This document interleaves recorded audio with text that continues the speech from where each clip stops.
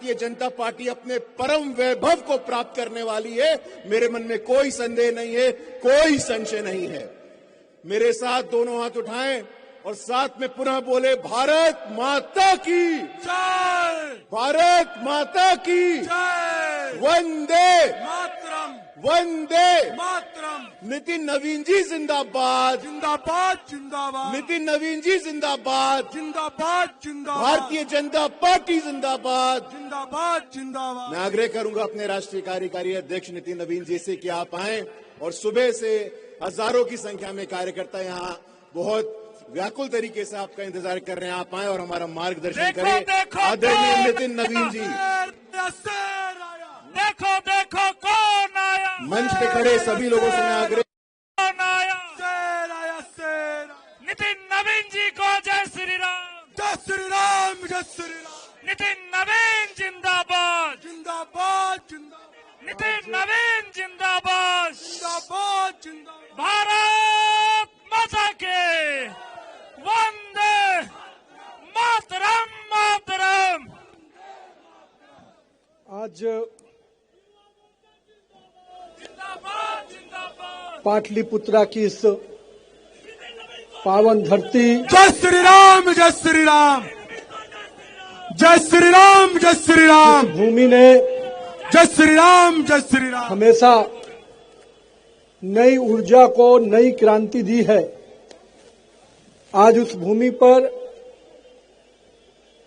Party ने जो विश्वास हमारे नेता माननीय श्रद्धेय लोकप्रिय यशस्वी प्रधानमंत्री श्री नरेंद्र मोदी जी, हमारे राष्ट्रीय अध्यक्ष आदरणीय जगत प्रकाश नड्डा जी, हमारे गृह मंत्री माननीय श्री अमित शाह जी, माननीय श्री राजनाथ सिंह जी, हमारे सभी शीर्षस्थ नेतृत्व ने जो बिहार पर भरोसा किया है और जो मुझ पे भरोसा किया है, मैं सर्वप्रथम पूरे शीर्ष नेतृत्व को इस मंच से बहुत बहुत आभार व्यक्त करता हूं, बहुत बहुत अभिनंदन व्यक्त करता हूं।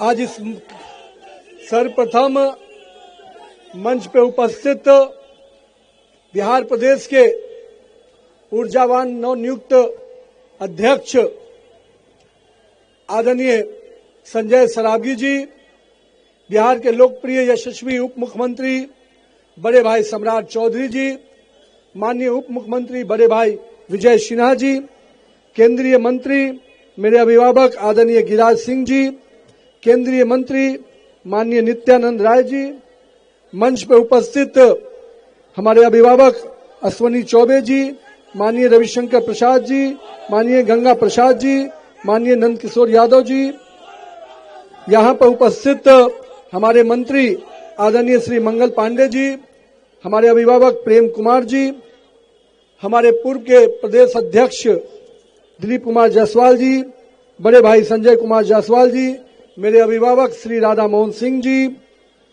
केंद्रीय मंत्री सतीश चंद्र दुबे जी, राजभूषण चौधरी जी, हमारे राष्ट्रीय मंत्री बड़े भाई ऋतुराज सिन्हा जी, मंच पे उपस्थित सभी बिहार सरकार के मंत्रीगण, माननीय विधायकगण, प्रदेश के पदाधिकारीगण, पार्टी के अपने जिला अध्यक्ष और साथ ही साथ इस पूरे कार्यक्रम का संचालन कर रहे बहन श्रेयसी सिंह जी और अपने बहन भाई ज्ञान प्रकाश जी, और मैं यहाँ पर उपस्थित गुरु प्रकाश जी,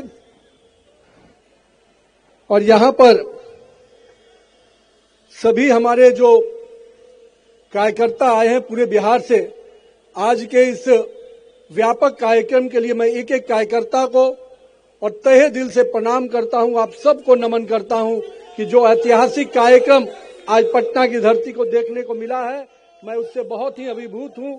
मैं अपने प्रदेश नेतृत्व का भी आभार व्यक्त करता हूं और साथ ही साथ यहाँ पर आए हुए तमाम युवा साथी कार्यकर्ताओं का भी बहुत बहुत अभिवादन करता हूं कि आपने जो आज कार्यक्रम और जो स्वागत किया है उससे पूरी तरह से मैं आपका फिर से ऋणी हो गया हूं और मैं आपका बहुत बहुत आभार व्यक्त करता हूं।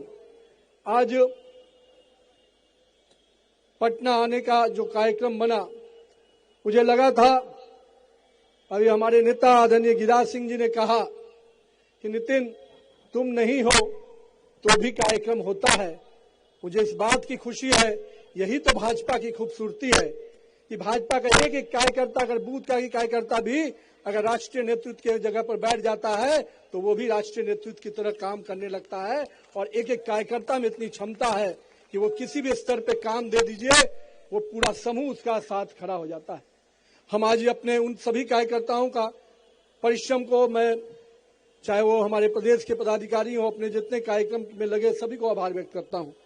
मित्रों, आज बिहार में आप लोगों ने प्रचंड जीत दी और प्रचंड जीत के बाद नरेंद्र मोदी और नीतीश कुमार की करिश्माई नेतृत्व ने जो परचम लहराया, उससे पूरा देश कहीं ना कहीं आज उस प्रकाश के, जीत के प्रकाश से आगे बढ़ रहा है।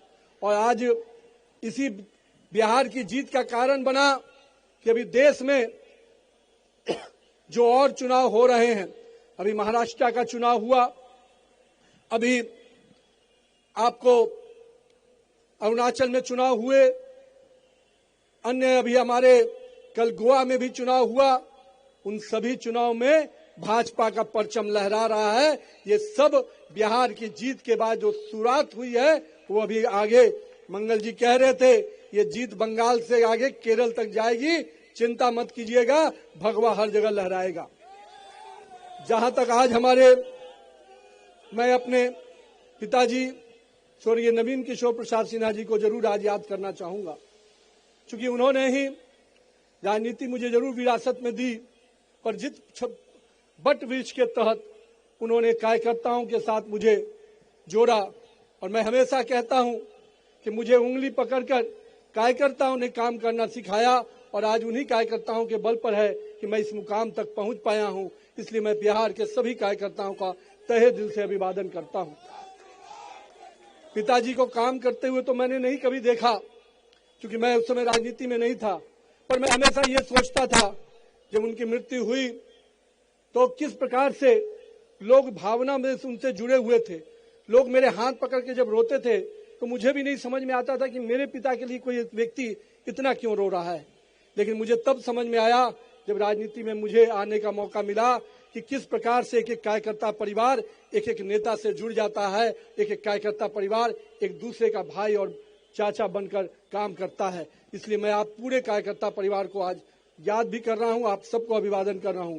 कई ऐसे कार्यकर्ता जो मेरे साथ काम करने के दौरान निधन हो गया, मैं उन कार्यकर्ताओं का भी आज अभिवादन करता हूं, उनका भी नमन करता हूं और उन परिवारों को भी कहता हूं कि भाजपा का परिवार बहुत बड़ा है और हम उन परिवार के लोग उनको निश्चित रूप से समेट कर आगे बढ़ाएंगे।